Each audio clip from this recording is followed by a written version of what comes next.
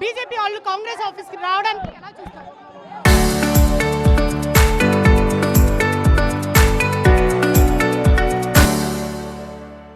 BJP जो लोग आए थे गुंडागिरी कर रहे हैं इधर पूरे लोग, ये हिसाब से कांग्रेस पार्टी में आके गुंडागिरी करना बहुत गलत है।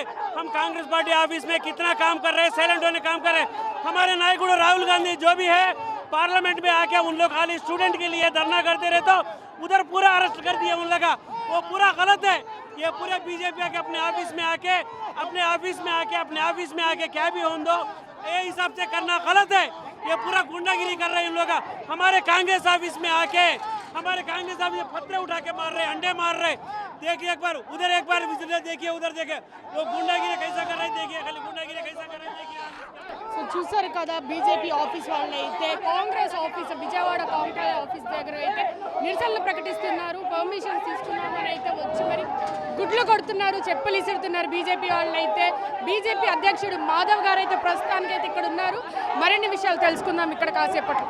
సో మనతో పాటు చూసుకున్నట్టయితే కాంగ్రెస్ ఆఫీస్ రోడ్డు మీద అయితే చాలా మంది ఉన్నారు. కాంగ్రెస్ అధ్యక్షులు మనతో ఉన్నారు, వాళ్ళతో మాట్లాడే ప్రయత్నం చేద్దాం. సార్ దీన్ని ఎలా చూస్తారు సార్? రాహుల్ గాంధీ గారు చేపట్టిన ధర్నా కార్యక్రమంలో నిన్న రాహుల్ గాంధీ గారిని బ్లడ్ వచ్చే విధంగా చేసుకోవడం, లాక్కెళ్ళడం, అరెస్ట్ చేయడం, పేద ప్రజల కోసం, విద్యార్థుల కోసం ఆయన బయటకు వచ్చాడు. ఆయన్ని గౌరవించకుండా మీరు చేయాల్సిన కార్యక్రమం ఇగోండి, చేసాలు చూస్తున్నారు చూడండి. మా కాంగ్రెస్ ఆఫీస్ ముందుకు వచ్చి రౌడీ మొక్కల్లాగా ఆర్ఎస్ఎస్ కార్యకర్తలందరూ పోలీసుల వ్యవహారం లాగా పోలీస్ డ్రెస్సులు వేసుకొని ప్రజలను భయభ్రాంతులు చేసి ఈ రాష్ట్రం కాదు ఈ దేశమే సంకనాగిపోయే పరిస్థితి వచ్చింది. ప్రజలందరూ గమనించారు. రాబోయే రోజుల్లో రాహుల్ గాంధీ గారిని ప్రధానమంత్రి చేసుకుంటేనే మీ ఇంటిల్లో బాధి పిల్లబాబులతో సుఖశాంతులతో నిద్రపోయి ప్రశాంతంగా ఉంటారు. లేదంటే చెట్టుకొకడు పుట్టకొకడు అయిపోతాడు. ఏ కుటుంబం కూడా కలిసి ఉండదు. విద్యార్థులకు, నిరుద్యోగ యువతకు చెప్పేది ఒకటే, శాంతియుతంగా మీరు చేయాలనుకున్న కార్యక్రమాన్ని, ధర్నా కార్యక్రమం అన్ని రాష్ట్రాల్లో, అన్ని జిల్లాలలో మీరు విస్తృత స్థాయిలో ధర్నాలు చేసి మన స్థాయి పెంచుకునే విధంగా వ్యవహరించండి. రౌడీ మోకల్లాగా మనం బిహేవ్ చేయొద్దు. రాహుల్ గాంధీ పిలుపు మేరకు మేము సమన్వయంతో ఉంటున్నాం కాబట్టి చాలా శాంతియుతంగా చేస్తున్నాం. అదేవిధంగా రాహుల్ గాంధీ గారు ఒక పిలుపు మేరకు ఒక పిలుపునిస్తే దేశం ఏ విధంగా మారుతుందో మీకు కళ్ళ ముందుగా కళ్ళ కట్టినట్టు ప్రతి ఒక్కరికి ఇప్పుడు వచ్చిన ప్రతి ఎడ్యుకేటెడ్ అన్ఎడ్యుకేటెడ్ ఫెలోస్కి అందరికీ చెప్తున్నా, కబడ్దార్ బిడ్డా, చెమడాలు తీస్తాం. బీజేపీ అధ్యక్షుడు మాధవ్ గారు ఉన్నారు, ఆయన మాట్లాడుతున్నారు. మాధవ్ గారు ఎలా చూస్తారు? ఇవాళ కాంగ్రెస్ యొక్క వ్యతిరేకంగా దేశవ్యాప్తంగా నిరసన తెలియజేసే భాగంగా కాంగ్రెస్ యొక్క అసలు స్వరూపం బయటపడింది. ఇవాళ ఈ కాక్రోచ్ పార్టీ వెనకాల పెద్ద బొద్దింక ఉంది. ఆ బొద్దింక పేరే రాహుల్ గాంధీ, మల్లికార్జున్ ఖర్గే, ప్రియాంక గాంధీ. వీళ్ళు నిన్న నరేంద్ర మోడీ గారి ఇంటిపైన దాడి చేయటం, ఎవరికి చెప్పకుండా వచ్చి దాడి చేయడం ఏదైతుందో, ఇలా అత్యున్నతమైన స్థానంలో ఉండే వ్యక్తి పైన దాడి చేయడం అంటే దేశంపై దాడిగా మేము భావిస్తున్నాం. ఈ విధంగా దేశంపై దాడి చేసే ఆ హక్కు మీకు ఎవరికి ఇచ్చారు? ఇవాళ దేశాన్ని ముక్కలు చేయాలని చెప్పి 370 అధికారిని పునరుద్ధరిస్తామని మాట్లాడుతున్న శక్తులకి మీరు వంత పాడుతున్నారా?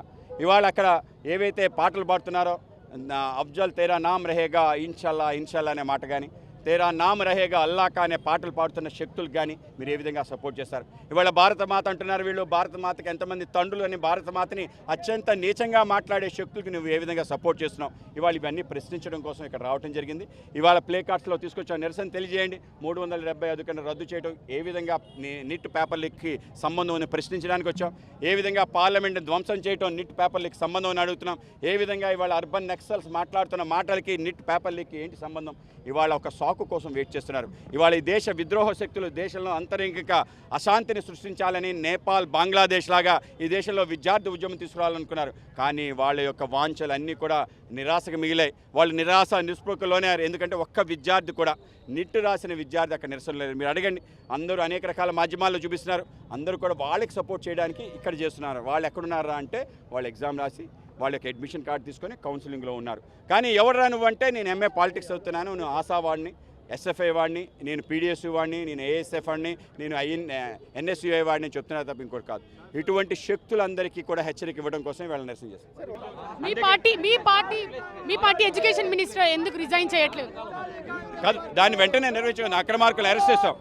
దేశంలో పేపర్ లీక్లు అనేవి అనేక చోట్ల అనేక రాష్ట్రాలు. But the CJP is demanding accountability for your party, right? We are accountable. That's why we have come out and also conducted. We have abolished it and again conducted it. But మీ వల్ల 20 మంది students చనిపోయారంటూ CJP party చేస్తున్న ప్రొటెస్టులు మీరు lathi charge చేస్తున్నారని చెప్పి అక్కడ ఉన్న వాళ్ళందరూ చెప్తున్నారు. దీన్ని ఏమంటారు? దేశంలో చనిపోయిన ప్రతి విద్యార్థి నిట్టు కారణంగా చనిపోయాడు అన్నాడు.